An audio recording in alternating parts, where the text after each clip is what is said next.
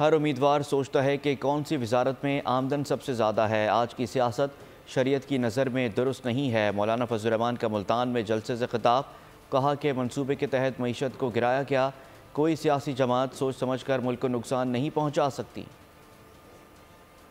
سیاست کو جس طرح متعارف کرایا گیا ہے وہ یہی ہے کہ آپ کسی طریقے سے بھی جھوٹ کے ساتھ، دھوکے کے ساتھ، چالاکی کے ساتھ اقتدار تک پہنچ جائیں، ملکی وسائل تک تمہاری رسائی ہو جائے، جبکہ شریعت کی نظر میں یہ سیاست نہیں۔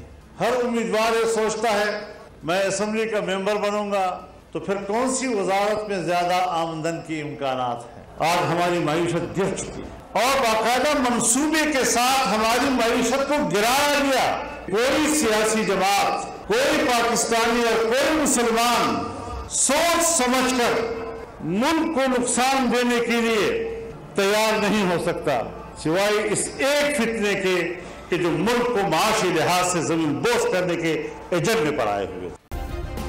سبسکرائب کریں اور بیل دبائیں تاکہ کوئی خبر رہ نہ جائے۔